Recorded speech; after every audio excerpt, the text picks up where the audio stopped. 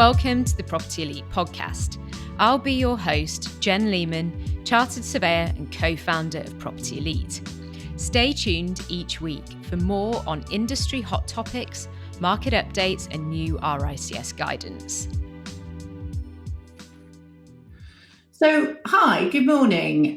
So I'm chatting today with Tatenda. So Tatenda, one of our lovely consultants at Property Elite, and I'll let Tatenda just make her own introduction. Hi, my name is Tatenda. As Rachel said, thank you for having me again. I'm a director at Mako and a consultant at Property Elite. I specialise in the commercial pathway as well. Yeah, absolutely. And you've been working with us for quite a while now, haven't you? And with all sorts of candidates. But predominantly, we're talking today about APC 24-month structured training normally, or potentially 12-month structured training or preliminary review. And we're specifically talking about case study top tips. So we often get people who are asking us how to structure their case studies, and it is something that obviously every candidate needs to know about. So I'm going to move on to tip one straight away because it's quite a big topic. So Tatenda, choosing the right project, give us some ideas on how that would work. Yes, I would definitely say that the project needs to be in alignment with what your actual pathway is. So, for example, I'll use my own commercial pathway. I chose a lease renewal, or it also could be a rent review. So something that is directly aligned with your own pathway. And I would also say that the complexity needs to be as simple as possible, but you need to detail what your involvement was, for example, and what challenges, if any, and yeah. And also, is the key. Quite often we mention the key issues, don't we? So what were the key issues that RICS wants to bring out in the case study? So key issues, usually up to 3 key issues. So those are going to be things like, how did you approach various parts of the actual process of the job that you were involved in. So they don't have to be problems, do they? But they'll be where you've made decisions and where you've advised clients on what to do under those circumstances. Yeah, no, definitely. I would say to cover that level 3 role, you would need to say your reasoned advice to your client. And so they don't have to be challenges, or they don't have to be issues. They just have to be like, if you faced any challenges, or if any reasoned advice, any key analysis around the project. Yeah. And also, I think it's important to make sure that the project is one that you had a key contribution in, and so that you actively carried out all the activities that you are saying that you did. Yeah. So I think it's a good idea for candidates to chat that through, isn't it, with their counsellor, to see, they might have 2 or 3 projects which might be suitable potentially. So which is going to be the best one for them under the circumstances. No, absolutely. Yeah, definitely.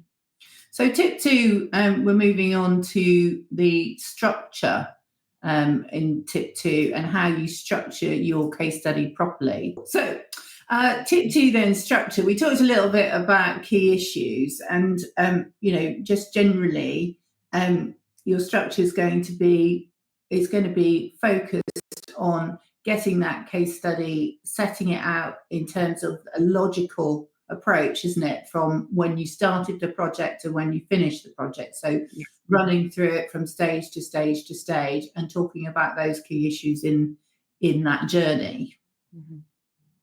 Yeah, I would say that it would need to. I'm so sorry, please repeat what you were saying.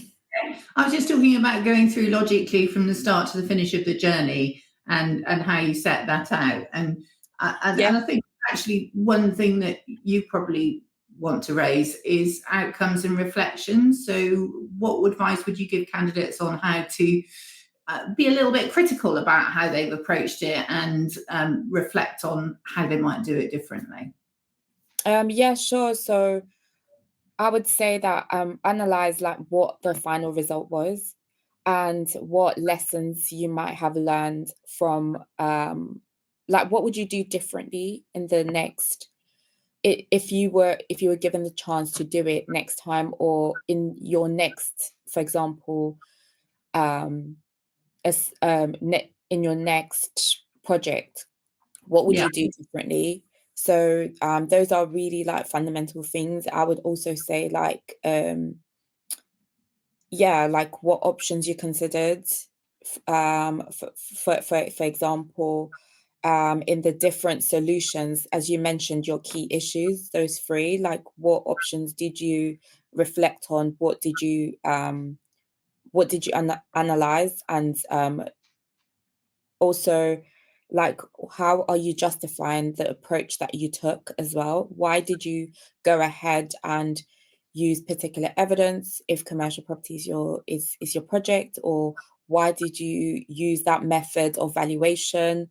It just depends, as we mentioned, like what pathway you are, but what is your reasoning for carrying out that particular.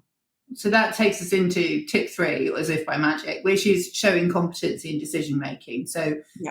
the way you show competency is through showing your options and justifying what advice you gave to your client and why you did so. Yeah. Mhm. Yeah, no, absolutely. I would say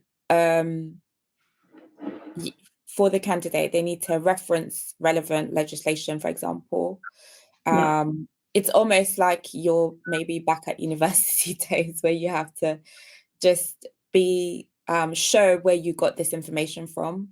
Yeah. Because the whole process of doing your APC or preliminary review is showing that you're a competent pair of hands. So just reference where you are getting that information from, and also using technical knowledge, problem solving, is very key to showing that that's what you did in your case study, and using your professional judgment on those approaches that you're coming. What made you make that decision? Why did you take that approach? Yeah. And also just showing your applied RICS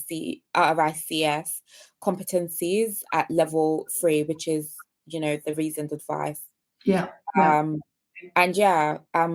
So I think that takes us into tip 4, which is how you actually write it. So talking about how we get that message across in our written work. So with tip 4, I wanted to move on to concise and professional style of writing. And have you got any points on that so that candidates can really show themselves at their best in terms of how they actually write that case study? Yeah, absolutely. There is guidance that it needs to be obviously not only concise, but it needs to be within the 3,000 word count. And I'd avoid the flowery wording. So keep it simple and keep it straightforward. Is there any points that you would like to add?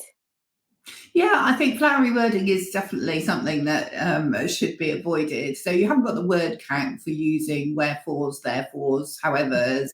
You just have to say it as it is, and also write it in the first person because it is about what you did, and it's really important to write that clearly. I did this rather than we, because that always brings a bit of doubt into assessors' minds, doesn't it, as to whether or not it was the candidate's own work. Yeah. No, absolutely, I agree. And I just add to that of also like of focusing on the decision making part. So not necessarily including like it's fact finding. And so including those words that you just mentioned is just other unnecessary details as well. So just keeping Yeah. it concise. Yeah. Yeah, and to the point. Yeah. And to the So, point.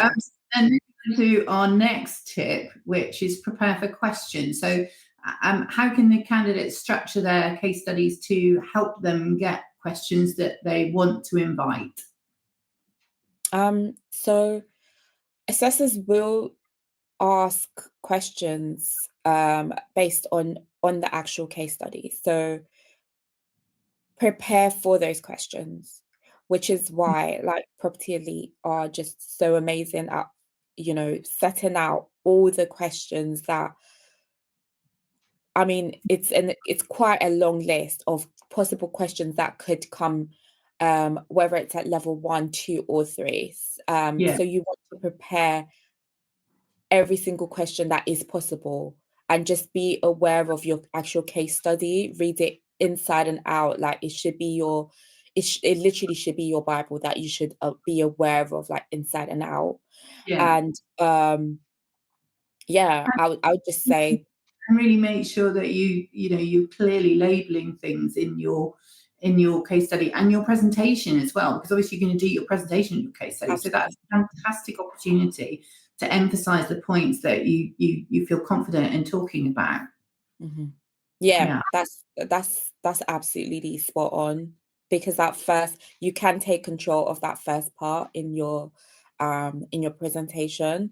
And so yes, you're absolutely right. Like identifying those points that you can easily respond to is absolutely necessary. Yeah. Yeah, and it's so important to be in control when you're doing that presentation, isn't it? Yeah. Because first impressions, and first impressions really do count. It's your 10 minutes. It's your 10 minutes that you can control in the interview when you're giving that presentation. So, moving on to our last top tip, which is also relevant, is review and feedback. So, how would you suggest that the candidate reviews the case study and the presentation? I would say a tip that we gave earlier in a different topic about using, the Word document. So use that tool to check your grammar, your spelling. Also, like just get clarity on the actual case study and presentation, and also speaking to your counselor and making sure that you get it proofread. If you do have capacity, or if you can get it proofread by more than one person, that would be absolutely amazing. And make sure it aligns with the RICS guidelines. I think Yeah. that's really, really, really important. And yeah, those are, and make sure that that word count is, strictly within the bound, is met, definitely. Do you have any other tips that you would Well, it's a good suggest? work out, isn't it? Because there is no leeway, and it's actually something that a lot of candidates can slip up on because they think that there'll just be a little bit of leeway because that's what happens at university. It does not happen in this case. It is absolutely finite, isn't it? And you just can't go over that word count. So it's a very, very good point to make and make again. And I think my last point is just think about also investing quite a lot of time in your presentation and how you present that. So we'll be talking about that as a separate topic. So thanks very much for joining me today, Tatenda. That's been really, really helpful, and hopefully it'll give lots of people a bit more guidance on how they can approach their case study. Absolutely. Thank you for having me again.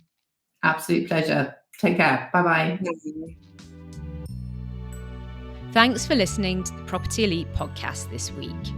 Head to our website to check out our full blog, free and paid support resources and services, free consultation for every single RICS APC and ASOC RICS candidate, and also ask us any questions you have via the website chat blog.